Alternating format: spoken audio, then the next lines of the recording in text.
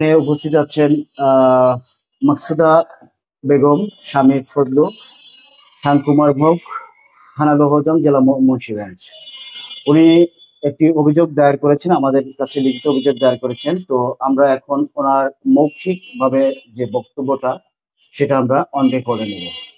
তো সরাসরি আমরা মাকসুদা বেগমের কাছ থেকেই জানতে চাইবো যে উনি কি ধরনের সমস্যায় ভুগতেছেন, এবং আপনারা জানেন যে এই সমস্যাগুলি আমরা সত্যতা যাচাইয়ের জন্য আমরা সরাসরি ভুক্তভোগী যে থাকে তার কাছ থেকে আমরা মৌখিকভাবে বক্তব্য নিয়ে থাকি। তো তার ধারাবাহিকতায় আজকে আমরা মাকসুদা বেগমের কাছ থেকে তার মৌখিকভাবে বক্তব্য নেব। তো মাকসুদা বেগম, আপনার নাম? না জি। আপনার স্বামী? ফজলুর রহমান। ফজলুর রহমান, খান কুমার ভোগ, থানা লৌহজং, জেলা মুন্সিগঞ্জ। ঠিক আছে তো? না জি। আচ্ছা, আপনি কি ধরনের সমস্যা ভুগতেছেন একটু সমস্যাগুলো আমাদের কাছে বলবেন।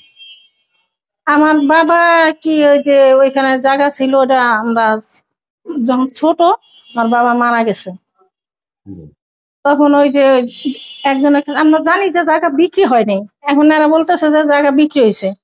তারপরে আমরা দলিল উঠেছি, যে পর্চা উঠেছি, পর্চার ভিতরে এসে নাম আছে, আমার বাবার নাম আছে, আমার চাচার নাম আছে।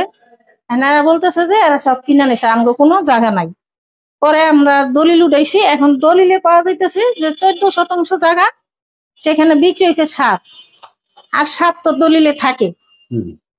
আরেক দলিলে জায়গা হয়েছে 17%, সেখানে বিক্রি হয়েছে 3.5, সেখানেও বাদ বাকি 3.5-এর পরে যা থাকে ওইটা থাকে। কিন্তু এরা বলতেছে বিক্রি হয়, আমরা কাগজ দেখাইছি, আর কাগজ মানতে চায় না, আর ভয়ভীতি দেখায় যে এটা তোমরা পাইবা না, এই জায়গা আর আইবা না, এখানে তুমি কিছু নেই, তোমরা এখান থেকে যাও। আপনারা কয় ভাই বোন? আমরা 3 ভাই বোন। কয় ভাই কয় বোন? 1 ভাই 2 বোন। 1 ভাই 2 বোন। আপনি ছাড়া আরো 1 বোন আছে? জি। সে আবার এখন এই সম্পত্তিটা যে একটা দলিলে আছে 14%, জি, আর একটা দলিলে আছে 17%, জি, এর মধ্যে 7% বিক্রি করা হয়েছে। জি, 3 দলিলে 14% যেটা সেখান থেকে এই 7% যে বিক্রি করা হয়েছে, এটা কি আপনার বাবা থাকতে বিক্রি করেছেন নাকি বাবা মারা যাওয়ার পরে বিক্রি হয়েছে? 63 সনে নাকি বিক্রি হয়েছে। তার মানে আপনার বাবা থাকতে বিক্রি হয়েছে। তো এখানে আপনার দাবি হচ্ছে 7, আর এখানে 17% ছিল, সেখান থেকে 3.5% বিক্রি করা হয়েছে।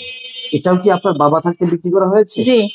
তাহলে এখানে বাকি থাকতেছে হচ্ছে আপনার 13.5, এই টোটাল 20.5 হচ্ছে আপনাদের দাবি। এই 20.5-এর এগেইনস্টে জমি জমার বিষয়ে যে কথাটা আছে সেটা হচ্ছে কাগজজাত জমিটা। এখন এই 20.5 যে জমিটা আছে, এই 20.5-এর কি কাগজপত্র আপনাদের কাছে আপলোডেড আছে? হ্যাঁ, দলিল আছে। সবকিছু আদার্স অন্যান্য যে কাগজপত্র থাকে, অন্যান্য এসে পর্চা আছে, তারপরে সিএস, এসএ, আরএস, বিএস, ওই যে দলিলের ভিতরে উল্লেখ আছে, আর পর্চার ভিতরে উল্লেখ আছে এই যে এসে। আপনার কি সব ধরনের যে কাগজপত্র আছে এগুলো কি আপনারা কালেক্ট করেছেন? কোনো কাগজ বাকি আছে আপনাদের উঠানো?